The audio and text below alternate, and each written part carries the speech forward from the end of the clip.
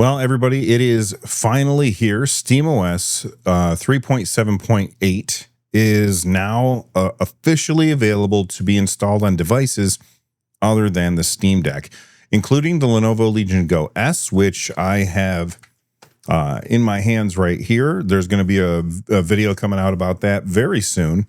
But there's some big upgrades in this version of SteamOS. So let's get into it. Starting with a new Arch Linux base, they updated the Linux kernel to 6.11. They updated the Mesa graphics driver base, and they updated graphics desktop mode now ships with Plasma 6.2.5. Now, if you're on Steam Deck, you're going to see benefits from all of those things. The next line, however, is for non-Steam Deck devices because the Steam Deck does not have a variable refresh rate screen.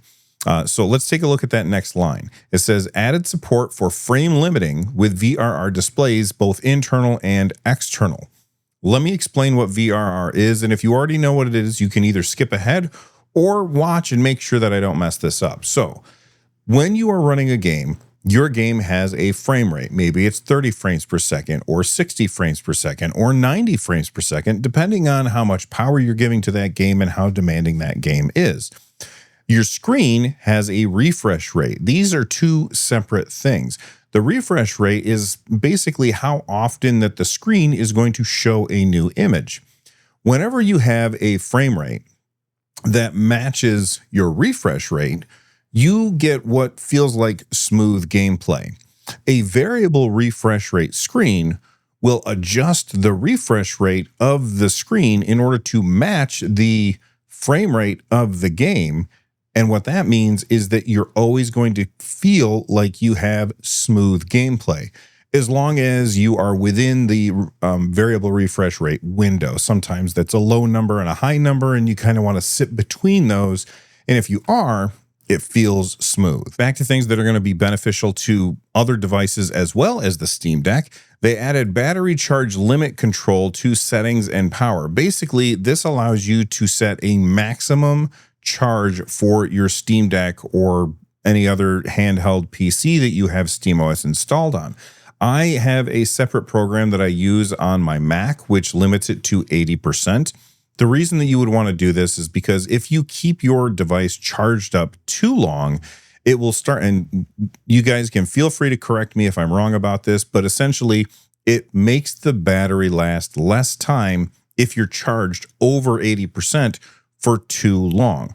Basically, what you want to do when it comes to batteries is you want to charge them and then you want to deplete them. Not deplete 100% because that's not good for a battery either. But you have your maximum and you have your minimum, and you want your charge to be somewhere in between those two things. So by setting your maximum charge to 80%, yes, you are limiting yourself to how long you'll be able to play when you are unplugged from the wall, but you will make the life of your battery actually last longer. So this is a really great change. Scrolling down, they added official support for the Lenovo Legion Go S, which is the first device to ship with SteamOS that is not a Steam Deck. And like I said, I've got one right here. I'm going to be putting out a video on it very soon. Maybe it will already be out by the time you've seen this or not. It might be a couple days. I've got a lot of work ahead of me, especially because I got to do this fast because we're recording the podcast in literally a half an hour. So I have to finish talking and then get ready to record the podcast with the guys. And I guarantee you we're going to be talking about this on the podcast too. So make sure that you check that out. All right. They also improved support for other AMD powered handhelds like the ROG Ally and the original Legion Go. So basically, Valve is now saying, go ahead and install it on these other devices. Now, if you've been watching folks like the Fox or ETA Prime, they've been installing SteamOS on a bunch of different stuff for a while now. But now Valve is saying, we think it's good enough, so go ahead and give it a try. They are looking for feedback. So if you do have something like an ROG Ally, an Ally X, or a Lenovo Legion Go, and you want to install SteamOS on those, make sure that you're giving Valve feedback so that we can all benefit from you trying out these devices. I will be putting out videos in the next few weeks about me trying it on different devices, so make sure that you subscribe for that and click the bell so you don't miss any of that stuff. They also updated the SteamOS recovery image for repairing SteamOS on Steam Deck and Legion Go S. If you want to test SteamOS on your own AMD-powered handheld, you can use this SteamOS recovery image and follow the instructions right here. And if I click on that, it's going to take me straight to where I need to look at to install SteamOS recovery and installation. And if you come to this link right here, it says install SteamOS on other devices. I click that, it's going to kick me all the way down here. And they have the settings that you need to go through and set up on each device. So basically, Valve is teaching you how to do it, which is great. Let's move on to controllers and input. They added support for a new controller. They fixed a bug with the Switch Pro controller, and they also had some weird stuck hanging controller inputs when exiting Steam. They've also updated Bluetooth stuff.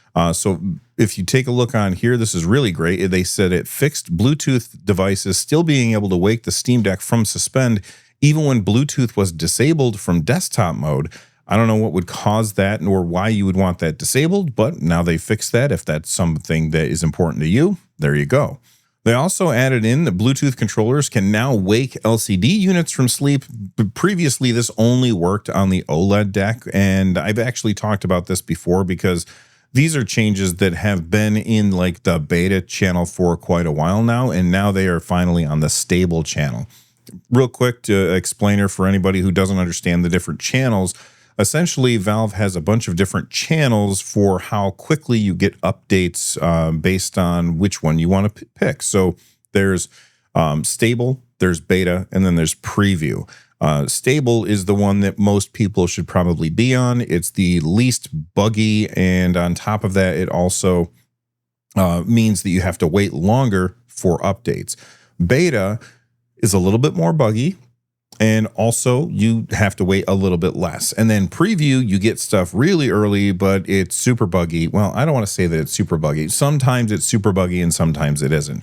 So if you are somebody who is okay with experimenting, it's really easy to switch between the different channels. But I think for most people, you probably just want to stay on stable.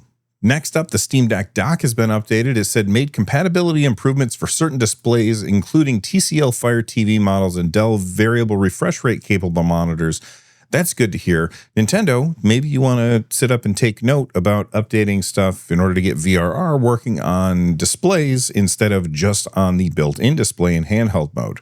All right, moving on. Next up under desktop, it says that the speed and robustness improvements when switching between desktop and game mode. Basically, if you are in game mode and you want to switch over to desktop mode, it used to take a little bit, not a super long amount of time, and it was never long enough that I felt the need to complain about it, but now it's apparently a lot faster. And if it's to be believed the people on Reddit, people are saying it is like lightning fast compared to the way that it used to be, which is nice if you have to switch between desktop mode and gaming mode often. And I don't really do it all that often, but I think that there's a lot of people out there that do. The rest of the stuff in here is for developers or known issues and bugs that they're working on, so I'm not going to go over those right now. But all the way down at the bottom, it says here, added SteamOS compatible library tab to the Legion Go S. As I said before, I've got a Legion Go S right here, and I have already started seeing that when I was downloading and installing games to test on the Legion Go S. There's this little blue check mark that I'll show you when I do my Legion Go S video. But that's the update here. It's the thing that we've been waiting for a really long time. The ability for us to finally, officially install SteamOS on devices other than the Steam Deck. The first official one is the Legion Go S, but Valve is basically saying AMD handhelds are good to go and you should be okay using them. They still do say that it is not recommended to use it with desktop. In fact, if I click on this link right here and then scroll all the way down to installing it on other devices, it does say right here, we are continually working to improve compatibility with other devices. Currently, expanded support includes devices with AMD hardware and an NVMe drive targeted towards handheld devices. So essentially, Valve is saying, look, you can install it on whatever you want, but we are really targeting handheld devices right now. It still is not ready for desktop mode on an actual desktop, which is very disappointing to me. But I think that Valve is doing the right move by taking baby steps and making sure this stuff works before they start working on the next thing.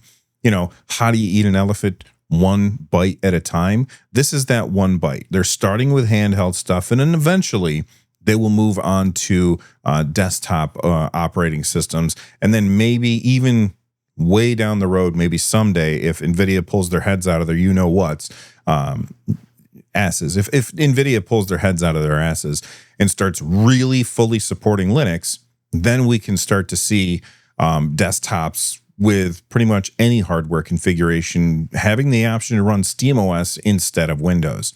And I know that there's a lot of people out there who are not interested in SteamOS, and that's perfectly fine. I'm not judging your operating system choices, just like you shouldn't judge mine. I'm all for SteamOS. I think it runs really, really well, and it does everything that I need to do on the gaming side. I don't go into desktop mode very often because I have a different computer for desktop kind of stuff. So desktop mode is not something that I jump into all that often. But what do you guys think about this update? Are you going to be installing SteamOS on your other devices? And if so, what do you think about it? If you already have Bazite, which is very similar to SteamOS in a lot of ways, are you going to be replacing that with SteamOS? Let me know in the comment section down below that like button. And if it's your first time here, please subscribe. From the Nerd Nest, I'm Bill. Stay rad, and thanks for watching.